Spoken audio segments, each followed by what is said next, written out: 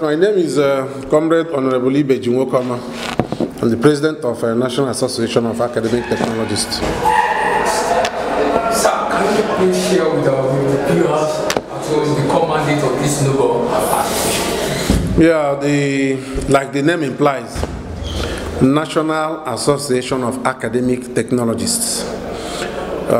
The world today is technology driven. You cannot talk of advancement without talking about technology. And Nigeria, the way it is now, is such that we should be able to go back to the basics, technological driven. For students to graduate from high institutions, from the universities, from the polytechnic, they need to be well tutored in the area of practicals. So they don't just produce graduates that are theoretical oriented without the ability to reduce the theory to its practicability is the responsibility of the technologists. The university system is based on three pods: the library, the lecture theater, and the laboratory. The library is for librarians, the lecture theater for lecturers, and the laboratory for technologists. Thank you. Okay, sir. Looking at the capacity building and enhancement, how do you train your so-called workers or staff in the area of academic management development? Very, very well. One of our greatest problems with government is lack of human capital development. One, you ought to train the staff for developmental purposes. On our own part, we have always encouraged technologies to also improve on themselves by acquiring higher education, by going for conferences, by also ensuring that they are specialists in whatever they do. If, for instance, in my lab, there is a amino acid analyzer, I should be able to be an expert so that I can teach students how to use it, interpret the results from using the equipment.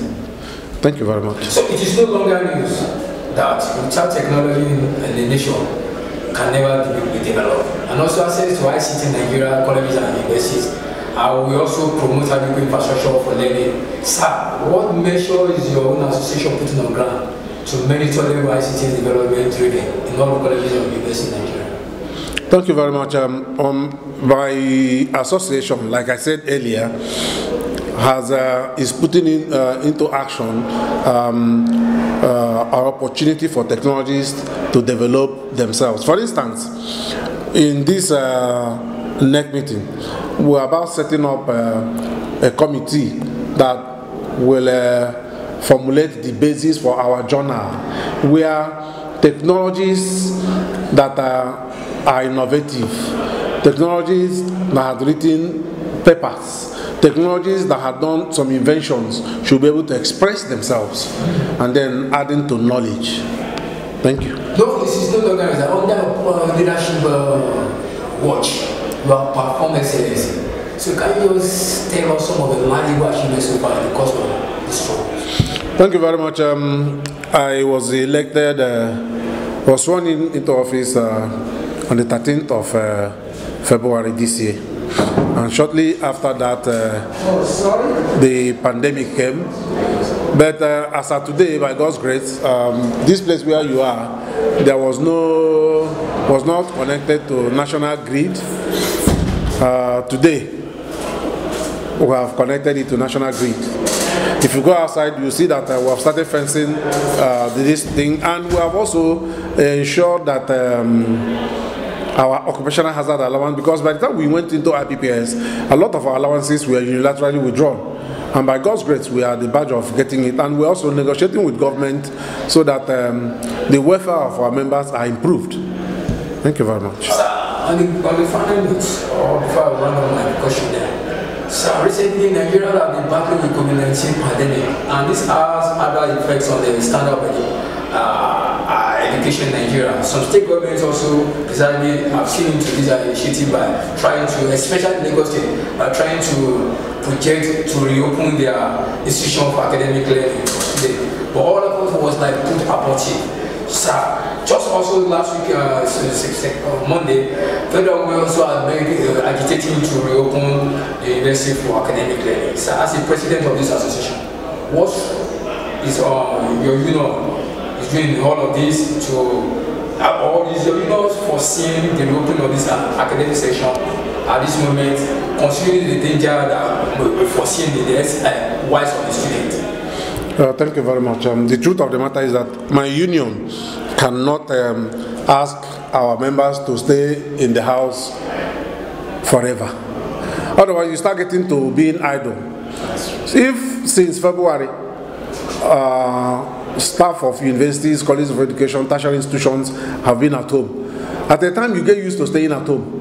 Our primary constituency is the university, is the laboratory. We need to go back to teach the students, to take on our core responsibility of teaching and learning.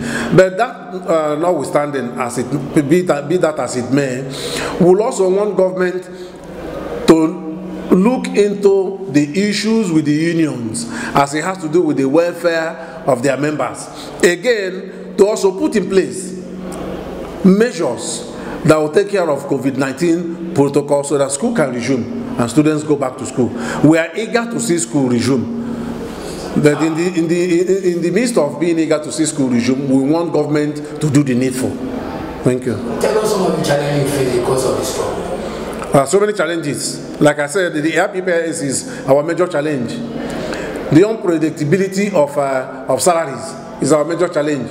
That somebody will stay now and you take 20,000 today, next tomorrow you take 10,000. The other you can't budget. The RPPIS is an issue. The coming of IPPIS has amputated salaries of workers.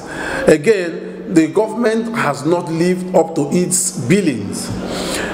The minimum wage arrears, minimum wage was introduced, and up to now, no staff of tertiary institutions have been paid arrears of minimum wage. That's a problem. The end allowance, so many things. And then not just as it has to do the welfare of staff. We're talking about equipping the laboratories, human capital development. These are all issues. They're all challenges. Okay, sir. It's no longer again that the nation is facing a lot of challenges in terms of trying to make sure that there is everybody has to smile. Consider the factor that played out 2 days ago in the NEC meeting by NSC, whereby your association was part of the NEC meetings. A lot of things have been said in that meeting. Sir, I want to know the role of which your own union going to play out. Consider that Labour said if there is no reverse concerning the issue of the hiking price and the electricity tariff, that they are going to be shut down. Is the association in support of that? I'm a member of NEC. You saw me at that meeting. I'm a member of NLC NEC. I'm a member of NLC CWC. And will also, even though we don't answer question with question, but let me ask you. You are buying fuel at 86 naira 50 kobo as at 2015. Today fuel is 162 naira. As at 2016, we were buying fuel and we were buying rice at 8,000. Today, rice is 36,000 naira. Who is happy? Now, government, the NLC president said it all. Government sold the power stations for 400 billion. And government, on their part, after selling the power stations, now came around and said they have invested 1.3 trillion. Who are you deceiving? That's what you sold for 400 billion. You now use 1.3 trillion to now service it. Does it make sense? It doesn't make sense now. And then the truth is that it is the buyers that also sold. The buyer bought the product. And so what we're saying is that if they don't reverse the pump price of fuel and they don't reverse the increase in electricity tariff, they should wait for NLC. My union will be part and parcel of the strike action. Thank you very much. All right, sir. My partner has asked part of the questions, but what I want to ask you is that do you think Nigerian universities are doing so much to impact to those students who are in the engineering departments, those who are studying courses related to technology? Yeah, thank you very much. truth of the matter is that if not for the struggle by the unions, public university system would have gone the way of public primary and secondary school system. If you have children, do you send your children to public secondary school?